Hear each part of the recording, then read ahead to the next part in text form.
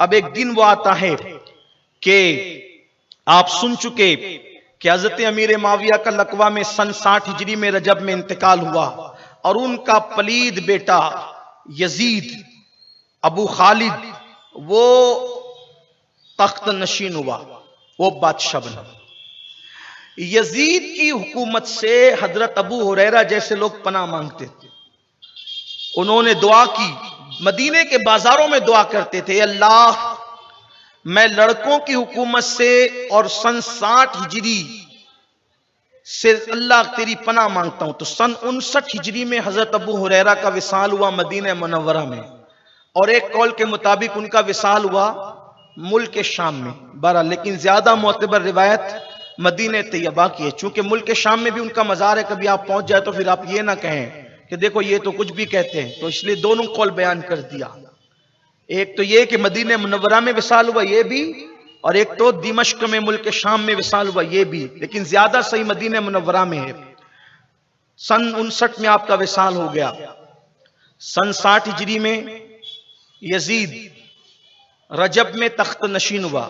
जिस वक्त बाप का इंतकाल हुआ वो उस वक्त भी बाप के सराने मौजूद नहीं था, इतना पलीत था, शिकार को गया हुआ था। जब आया वालिद का इंतकाल हो चुका था, उनका विसाल हो चुका था, ये तख्त पे बैठा। अब चूंकि उसकी बैत तो उसका सिलसिला तो शुरू ही हो चुका था, लेकिन जब ये बैठा तो कुछ लोगों ने उसकी बैत नहीं की थी। उनमें से मदीने मुनव्वरा और हिजाज मुकद्दस के लोग ज्यादा थे, जैसे इमाम हुसैन इब्ने अली, इन्होंने बैत नहीं की थी। अब्दुल्ला इब्ने उमर, इन्होंने बैत नहीं की थी। अब्दुल्ला इब्ने जुबैर, इन्होंने बैत नहीं की थी। अब्दुर रहमान इब्ने अबू बकर, इन्होंने भी बैत नहीं की थी। ये वो लोग थे। और कुछ लोग, इसने बैठते ही देखिए, यानी यजीद को हुसैन दुश्मनी कोई अचानक रातों रात पैदा नहीं हो गई थी। ये दुश्मनी उसके दिल में बचपने से जड़ पकड़ रही थी, क्योंकि उसको मालूम था कि जब तक ये लोग रहेंगे उस वक्त तक हमारी कुछ नहीं चलना। ये उसको पता था, क्योंकि हर दौर में अकीदतों का महवर और मरकज अहले बैत रहे।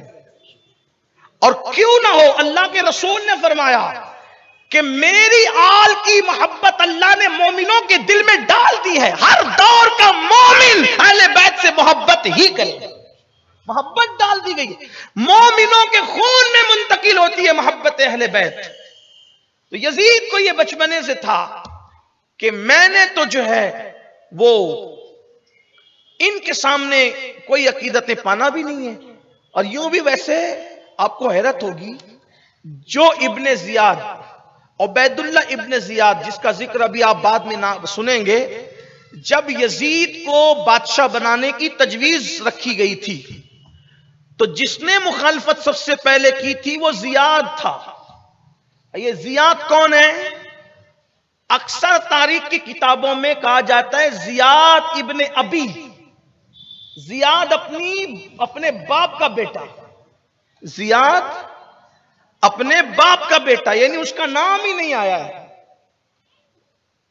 और बाज हमारे मुहक्किकीन ने फिर ये नकल कर रहा है जुमला, इसका जिम्मेदार मैं नहीं हूं, मैं सिर्फ जुमला नकल कर रहा हूं। बाज मुहक्किकीन ने लिखा कि ये जो जियाद था ये पैदा हुआ था जिना से, ये जियाद, यानी इसका मतलब जो अहले बैत दुश्मनी में जितने ये लोग हैं आपको नजर आ रहे हैं, यानी कोई अच्छे लोग नहीं है। कभी कभी झगड़ा देखकर भी ऐसा लगता है ना कि यार इसका साथ दे कि इसका दे, तो आदमी चेहरा देखता है या अच्छे लोग कौन है तो उस हिसाब से आदमी साथ देता है। मैं कहता हूं यार करबला में यजीद के साथ खड़े रहने वालों, कम से कम देखो तो सही कि इधर है कौन कौन लोग। एक तरफ जियाद का बेटा इब्ने जियाद है, एक तरफ मरजाना का बेटा है। मरजाना का जिक्र करूं तो आपको पता चलेगा, शर्म से मुंह छुपाओ। मरजाना के बेटे का तस्करा करूं, किस किस का जिक्र करूं, फिर एक का तस्करा और करूं तो आपको और हैरत होगी, लेकिन मैं नहीं करना चाहता। आपसे कहता हूं इब्ने कसीर को उठा के पढ़े, कामिल उठाकर पढ़े, जलालुद्दीन सुयूती मेरे इमाम खातिमुल हुफ्फाज को उठा के पढ़े। इसी तरीके से और ये सब बड़ी किताबों की तरफ आप नहीं जा सकते, तो कम से कम खुतबात मुहर्रम वगैरह जैसी ये किताबें जो उर्दू जबान में, इसको पढ़ें, आपको पता चलेगा। आईने क़यामत पढ़े मौलाना हसन बरेलवी की, शाह अब्दुल अजीज की तोहफा इस्ना शरिया पढ़े, उसमें ही बहुत सारी चीजें आपको मिलेगी। ये सारे लोग जिनको आप सुनते हैं, ये हैं क्या लोग, किस किस्म के लोग हैं? जियाद का बेटा इब्ने जियाद और भी ऐसे सब बदमाश एक साथ जमा हुए, और इधर हुसैन इब्ने अली। हुसैन इब्ने अली कौन? मेरे इमाम कहते हैं आबे ततहीर से जिसमें पौधे जमे, उस रियाज़े निजाबत पे लाखों सलाम। खूने खैरुर रसूल से है जिनका खमीर, उनकी पाकीज़ा तीनत पे लाखों सलाम। मात आबिदा जाहिदा तैयबा ताहिरा, जाने अहमद की राहत पे लाखों सलाम। बाप शेर शमशीर जन, शायर खैबर शिकन, शेर शमशीर जन, शेर शमशीर जन, शायर खैबर शिकन, पर तबे दस्ते कुदरत पे लाखों सलाम। ये वो लोग हैं, किधर कहां आसमान से बुलंद, कहां जमीन से ज्यादा पस्ती, कहां सूरज से ज्यादा चमक, कहां रात से ज्यादा तारीकी, कहां पाकीज़गियों की मेराज, कहां निजासतों की इंतहा, कहां खुशबुओं का बशाम जा से मुअत्तर होना, कहां बदबुओं का दिलो दिमाग को परागंदा करना, कहां नूर वाला खानदान, कहां नार वाले अल्लाह अकबर, कहां जन्नती जवानों के सरदार, और कहां जिसका ना यहाँ ठिकाना ना वहां ठिकाना, जिनकी कब्रों का निशान भी नहीं। लोग उनके साथ खड़े होने के लिए कम से कम तो सोचो। बिल्कुल ऐसे ही जैसे 15 अगस्त को जो अंग्रेजों के कसीदे पढ़ने बैठ जाएं तो लोग कहेंगे जरा अकल से काम लो, जिनका यहां कोई ठिकाना नहीं उनकी खुतबे क्यों पढ़ते हो? अगर पढ़ना है तो आजादी के हीरो लोगों का खुतबा पढ़ो ताकि मुल्क में भी इज्जत मिले, है ना? यही तो है। मैं कहता हूं जब 15 अगस्त को अंग्रेजों की तारीफ नहीं हो सकती तो फिर आशूरा के मुहर्रम में 15 अगस्त जैसे मखसूस है आजादी के लिए कुर्बानी देने वाले। अरे आजादी के लिए जिन्होंने कुर्बानियां दी उन्होंने एक मुल्क को आजाद कराया है, और हुसैन ने वो कुर्बानी दी जिसने पूरी इंसानियत को जुल्म और ज्यादती और गंदगी से दुनिया में आजाद करा के आखिरत में जहन्नम से आजाद कराया। जैसे 12 रबीउल अव्वल को अबू जहल की तारीफ नहीं हो सकती, वैसे ही आशूरा के अंदर ये सारे करप्ट लोगों का तस्करा का नहीं। वो थोड़ा सा हम इसलिए कि लोग उधर ना चले जाएं, उधर कोई नहीं जाने वाला, सबको अकल है। हाँ, अहले सुन्नत का है बेड़ा पार, असहाबे हुजूर नज्म है और नाव है इतरत रसूलुल्लाह की। तो उसने खत लिखा, इसमें दुश्मनी का जो जानवर पल रहा था पहले से, थोड़ा सा जो है वो उस खानदान से नस्बी रिश्ता होने की वजह से यजीद का जिक्र आने पर कहीं जज्बाती हो जाता हूं, तो आप लोग उसमें मुझे थोड़ा सा दरगुजर कर दीजिएगा। हर आदमी अपनी माँ को गाली देने वाले, बाप को गाली देने वाले के लिए आस्तीन चढ़ाता है। शरीफ से शरीफ लोगों को देखा है, थोड़ा इतना हक हमें भी दीजिए ना कि हाँ, आपका एक रिश्ता है, हमारा शुक्र इलाही डबल रिश्ता है ना, तो थोड़ा सा हमें तकलीफ औरों से कुछ ज्यादा है। इस वजह से मुझे आप न समझे कि ये गैर संजीदा हो गया, मैं गैर संजीदा नहीं, अपनी हद में ही रहूंगा। तो उसने खत लिखा, खत का उन्वान था, इब्ने जरीर तबरी लिख रहे हैं खत का उन्वान, इब्ने कसीर लिख रहे हैं खत का उन्वान। वलीद मदीने मुनव्वरा के गवर्नर थे। वलीद के पास खत आया कि हजरत अमीर मुआविया का इंतकाल हो गया और अब मैं खलीफा हूं। उसने लिखा मैं खलीफा हूं। वही खलीफा वलीफा, वो क्या खलीफा, खलीफा ऐसे जबरदस्ती नहीं बनता है। खिलाफत राशिदा तो हदीस की नस की बुनियाद पर इमाम हसन पर खत्म हो जाती, इस पे अहले सुन्नत का इत्तेफाक है। आका फरमाते हैं मेरे बाद खिलाफत 30 साल रहेगी और 30 साल इमाम हसन पर पूरे हो जाते हैं। 2.5 साल सिद्दीक अकबर के, 10 साल फारूक आजम के, कितने हो गए? 12.5 साल। 12 साल कुछ महीने उस्मान गनी के, कितने हो गए? 25 पकड़ लें आप उसको, ठीक है। और तकरीबन 4.5 साल मौलाए कायनात के और 6 महीने इमाम हसन के, इस पर 30 साल पूरे हो गए। और आखिरी खलीफा राशिद इमाम हसन, खिलाफत राशिदा खत्म। उसके बाद दौर शुरू होता है मुलूकियत का। लेकिन चूंकि हम अहले सुन्नत हैं, इसलिए हम इतना कहते हैं कि जो पहले बादशाह हुए हजरत अमीर माविया रदी अल्लाह ताला अन्हु, हम उनकी हुकूमत और उनकी खिलाफत और उनके किरदार और उनकी जिंदगी पर कोई बात नहीं करते। ठीक, हमें अदब का हुक्म है, खामोश रहने का हुक्म है, और हम उन पर कोई बात नहीं करते सहाबी रसूल की निस्बत की वजह से। इतना आप समझ लें बस, और ना हमें करना है। ठीक है, आपको इसका ख्याल रखना, हुजूर के हर सहाबी का अदब करना है बस। लेकिन यजीद जब तख्त पे बैठा तो उसका खत था कि मेरी बयात हुसैन इब्ने अली, अब्दुर्रहमान इब्ने अबू बकर, अब्दुल्ला बिन जुबैर, अब्दुल्ला इब्ने उमर, इन लोगों से लो, और अगर वो बैत ना करें तो इन्हें कत्ल करो। क्या करो? इन्हें कत्ल कर दो। वलीद के पास उस वक्त मरवान मौजूद था। मरवान कौन? मरवान वो शख्स जब उसका बाप हकम रसूलुल्लाह की बारगाह में आया तो आका ने फरमाया इस पे भी लानत, और इसकी नस्ल के अंदर जो है ना कीड़े पल रहे हैं उन पे भी लानत। ये अल्लाह के रसूल ने फरमाया। आपको हैरत होना चाहिए, जिन्होंने दंडान शहीद किए उन पे लानत नहीं की। गौर करें आप, ये आपके मुताले के लिए है, आपको गौर करना। जिन्होंने रसूलुल्लाह के दंडान शहीद किए उन पे लानत नहीं की। आखिर ये मरवान के खानदान में था क्या हुजूर लानत करें का? इस पे भी, हकम पर भी, और उसके हकम को तो शहर बदर किया था हुजूर। मरवान बिन हकम, हकम जो बाप है मरवान का, उसको शहर बदर किया था। और जब ये आता था ना, ये जो दुश्मनियां थी यूं ही नहीं थी, इसके पीछे कुछ था। जब ये रसूलुल्लाह के पास एक बार आया, कहा मैं हुजूर इजाजत चाहता हूं, तो सरकार दरवाजा बंद था। हुजूर ने कहा अली वो जो बाहर खड़ा है ना उसको दरवाजा खोल, और जैसे बकरी का कान पकड़ के लाते ना ऐसे जलील करके ला उसको। ये थे सब मामला। हुजूर गैबदा नबी ये देख रहे थे, जो कयामत तक के हालात देख रहा हो वो ये सारे करतूत इनके न देखते होंगे।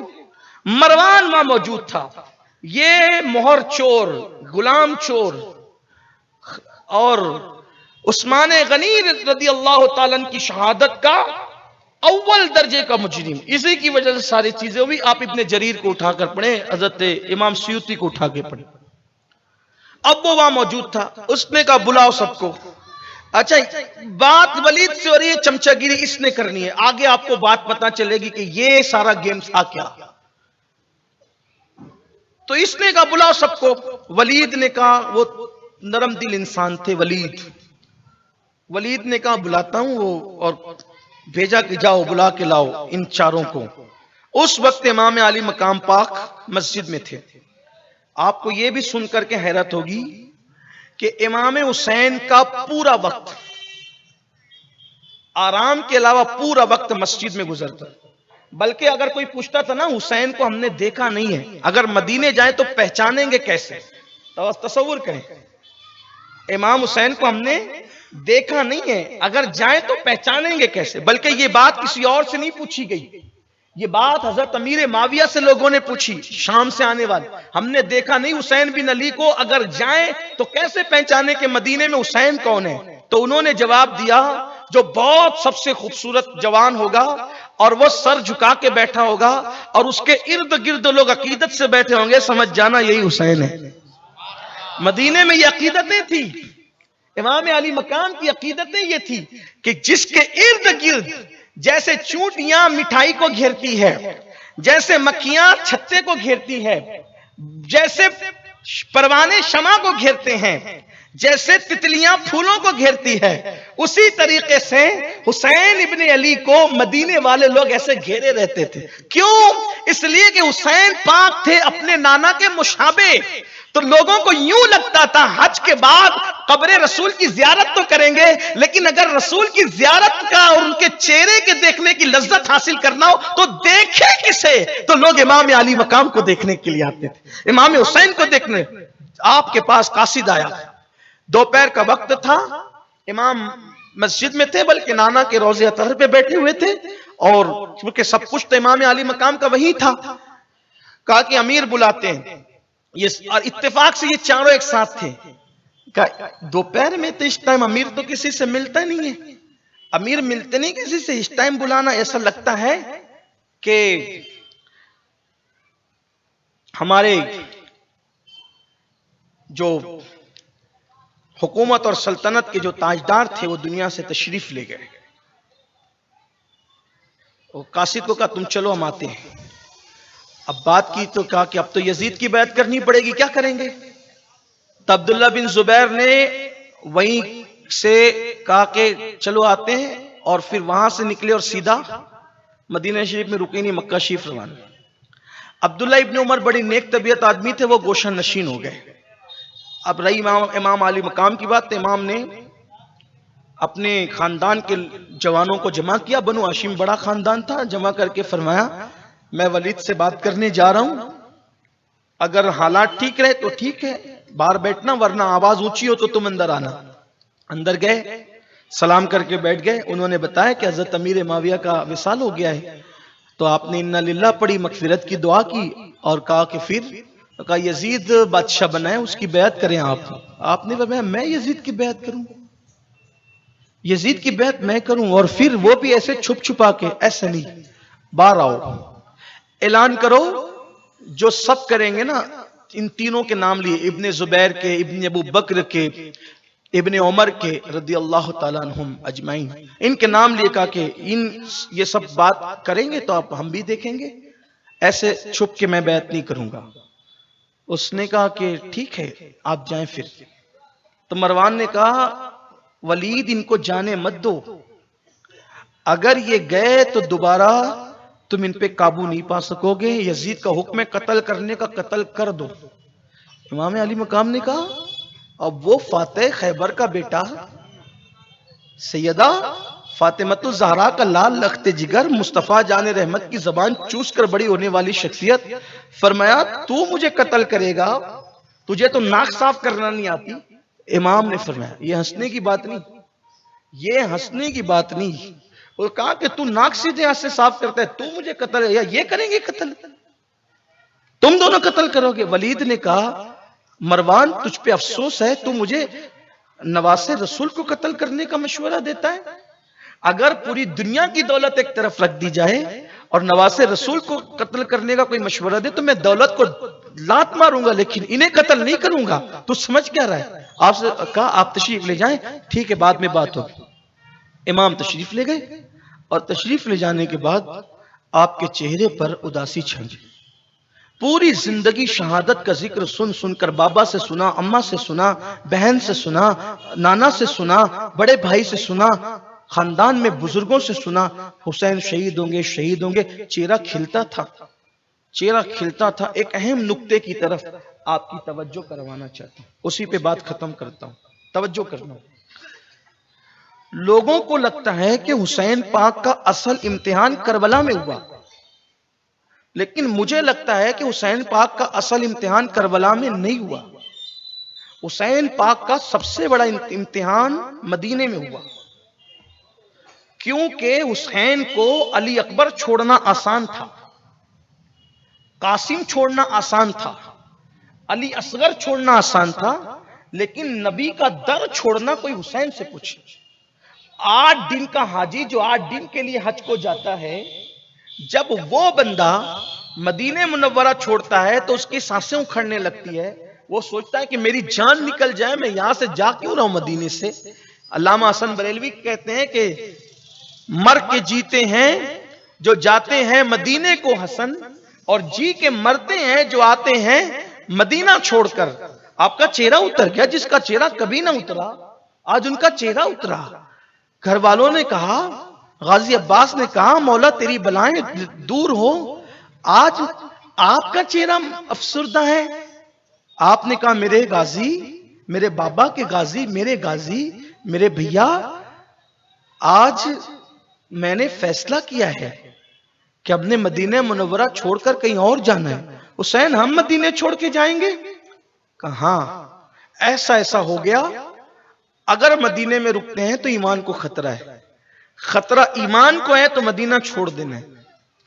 जाओ इन लोगों से कह दो कि हमें यहां से चले जाना है, मदीने छोड़ के जाना है। अब जरा दिल थाम कर चश्मे तसव्वुर से वो मंजर को देख लें कि जब हुसैन पाक मदीने से जाते हैं, इमाम पाक ने बीबियों से कहा, उम्मे इसहाक से कहा, सैयदा शहर बानो से कहा,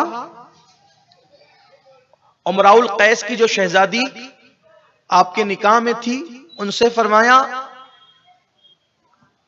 हजरत लैला से, लैला उम्मे इसहाक शहर बानो, इनसे फरमाया तुमने भी साथ चलना है। सैयदा जैनब के पास किसी को भेजा, जैनब से कहो हमारा इरादा यह है, वो क्या चाहती हैं, अगर उनके शौहर इजाजत दे तो वो भी चलें। इस तरीके से कुछ लोगों की एक मखसूस फहरिस्त थी जिनको लेके जाना था। अब शाम का इंतजार हो रहा है और इसी उधेड़ बुन में शाम होती है। मदीने मुनव्वरा का हसीन और जमील खूबसूरत सूरज, वो जो रसूलुल्लाह की बारगाह में गोया के तहियत और दुरूद के गजरे लेकर आया था, वो अदब और एहतराम के साथ अपने चेहरे को समते मगरिब में छुपा लेता है। वो तारीख थी 3 शाबानुल मुअज्जम की और सन 60 हिजरी का सना था। 3 शाबानुल मुअज्जम सन 60 हिजरी का सना। शाम हुई, फिर अहले बैत के घरों में सफे मातम बिछा, सब एक दूसरे को हैरत से देख रहे थे। यानी एक अनहोनी बात, लोग जाते हैं मदीने शरीफ तो उनके पास टिकट होता है कि उनको मदीने से वापस जाना है, मदीने मुनव्वरा से, लेकिन यहां तो पैदा भी यही हुए, पले भी यही, बड़े भी यही, शादी भी यही हुई, बच्चे भी यही पैदा हुए, बच्चों को भी यही परवरिश किया। मदीने में सब कुछ था, माँ का मजार मदीने में, बाबा की बड़ी अमानत इमाम हसन मदीने में, रसूलुल्लाह नाना जान मदीने में, पूरा खानदान मदीने में है। मदीने वाले मदनी कहलाते हैं, बल्कि मदीने के बादशाह हैं, ताजदार हैं, सब कुछ है। और आज हालात और वक्त की सितम जरीफियां देखें। बस यहीं से अब दास्तान करबला शुरू होती है और हमें एक एक कदम पे इबरत, सुनने वाले हर साल सुनते हैं, कुछ लेते नहीं लेते ऐसे ही चले जाते हैं, लेकिन जो सुनते हैं एक एक जुमले में उनके लिए इबरत है। सोचो, गौर करो, तवज्जो दो, होश के नाखून लो, सोचो, जिनको इसी मदीने में कंधों पे बिठाकर साहिब मिराज लेकर घूमते थे, आज वो लोग मदीना छोड़ रहे हैं। जिनको उंगलियां पकड़कर चलाया जाता था, आज मदीने मुनव्वरा के लिए वो लोग अजनबी हो चुके हैं। उनके घरों में कपड़े बन रहे हैं, सामान बन रहा है, सवारियां तैयार हो रही है, सब एक दूसरे को हैरत से, अफसुर्दगी से देखते हैं। कहें तो क्या, कौन किसको तसल्ली दे, सब तो एक ही गम में मुब्तला हैं। किसको संभालें, किसको सहारा दे, किसको समझाएं। पूरे खानदान में एक ही शाहजाद है जो खुद संभलता भी है, किसी को संभालता भी है।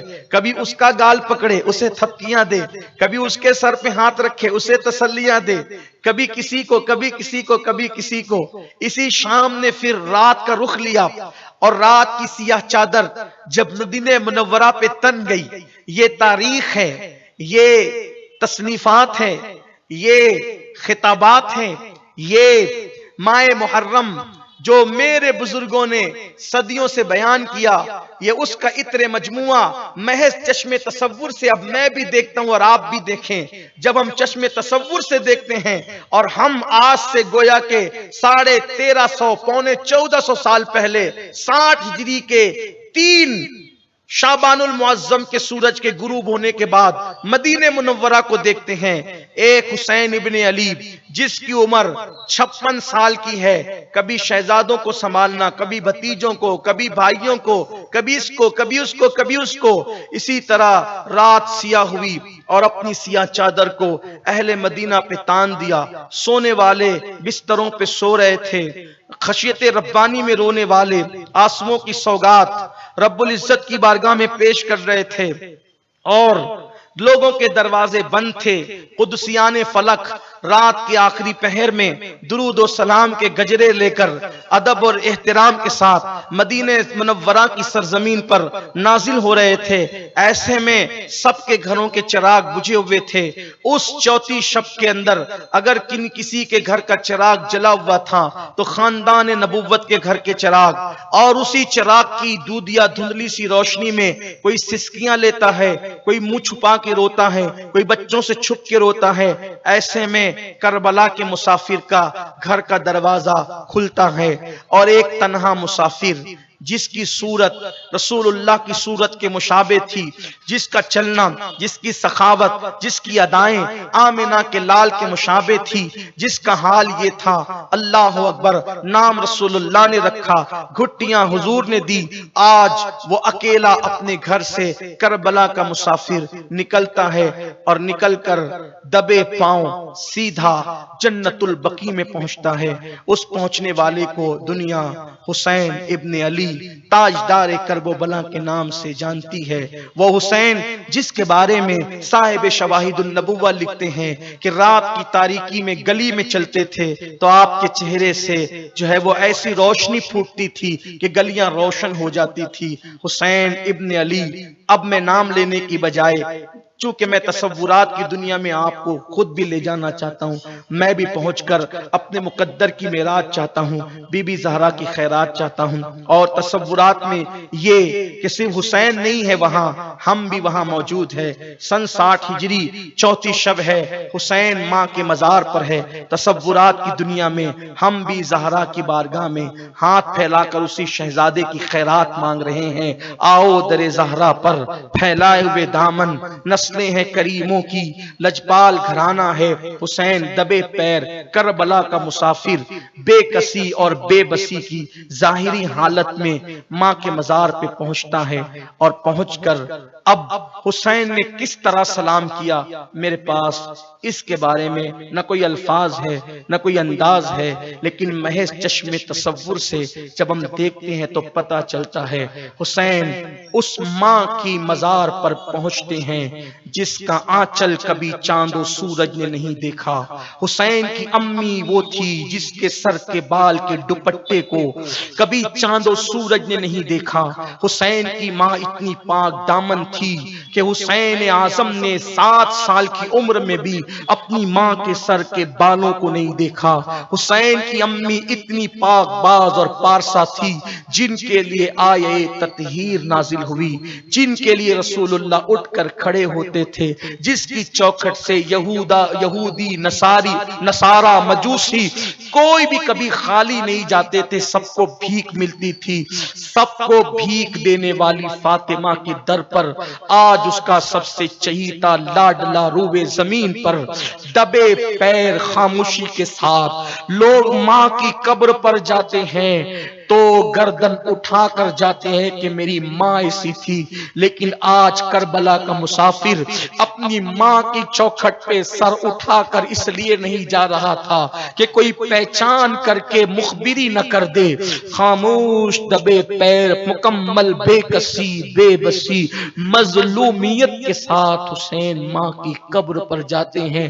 तसव्वुरात रहनुमाई करके बस इतना बताते हैं, करम ये मुझ पे किया है मेरे तसव्वुर ने कि आज खींच ली तस्वीर यार आंखों में, ये दिल तड़प के कहीं आंख में न आ जाए कि फिर रहा है किसी का मजार आंखों में। हुसैन बस तसव्वुरात इतना ख्याल देते हैं कब्र अनवर से हुसैन लिपट गए होंगे और गोया के तसव्वुर होगा एक बेटा अपनी माँ के सीने से लिपटा है और माँ से आखिरी मर्तबा लिपट लिपट कर आखिरी सलाम पेश करके दुआओं की गुजारिश करता है।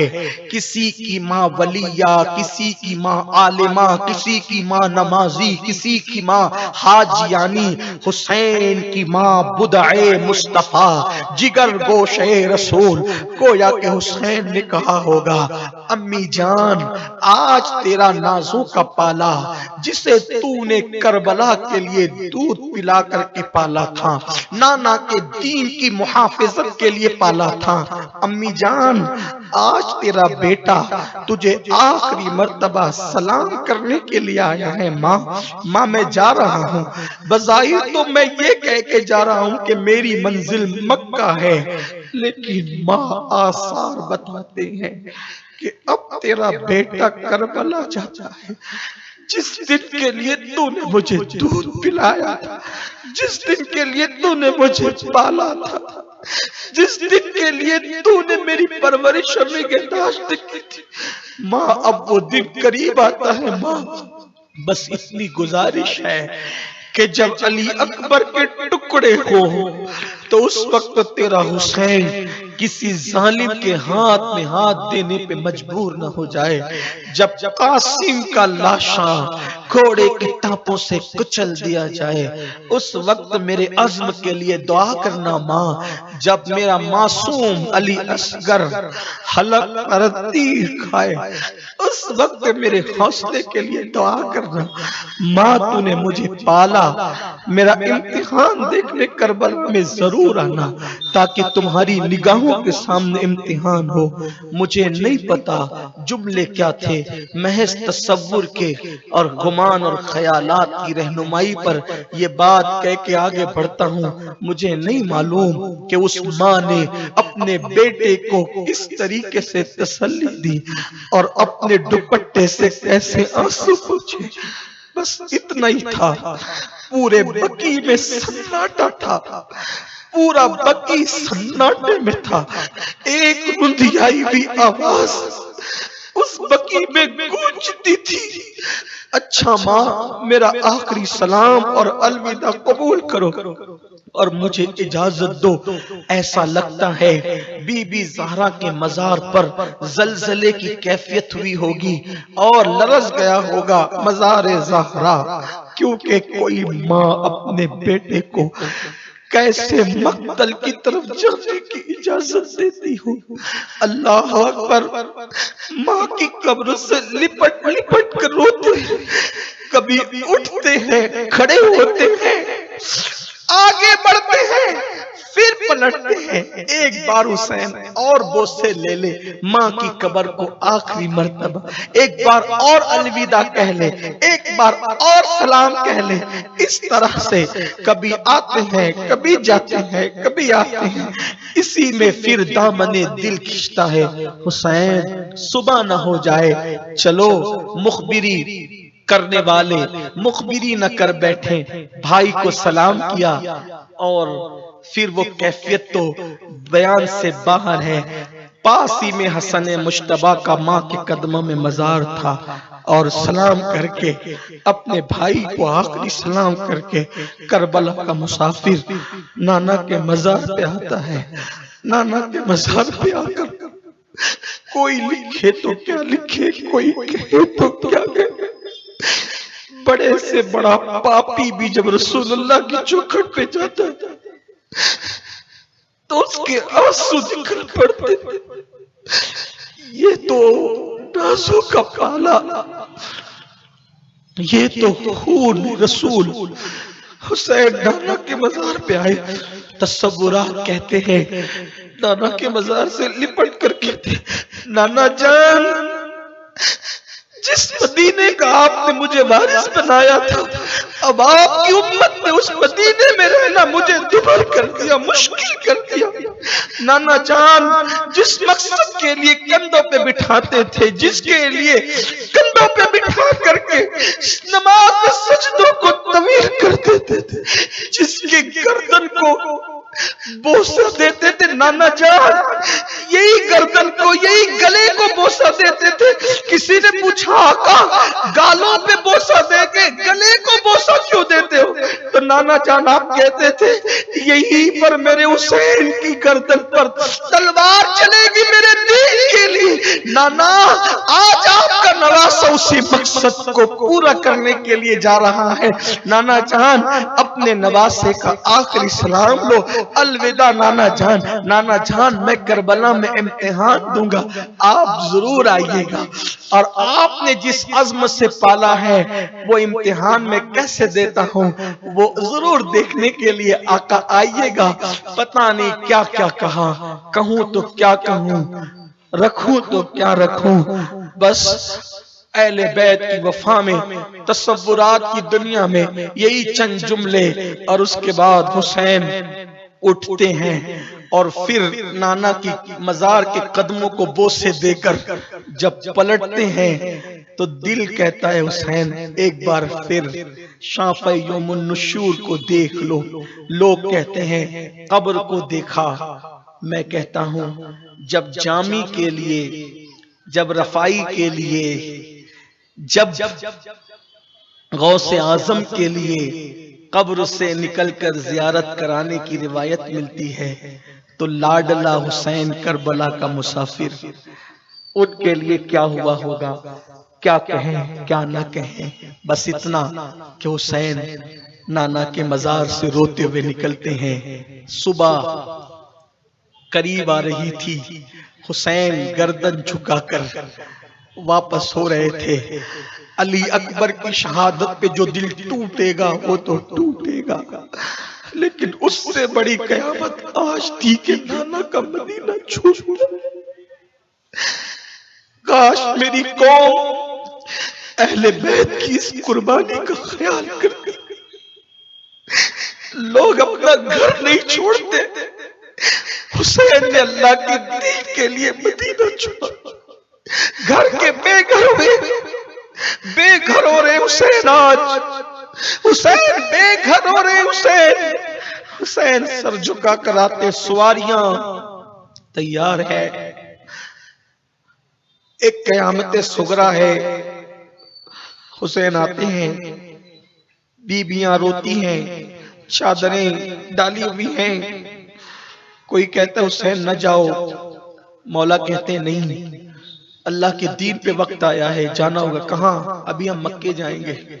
ऐसे में एक कयामत सुगरा और कायम होती है।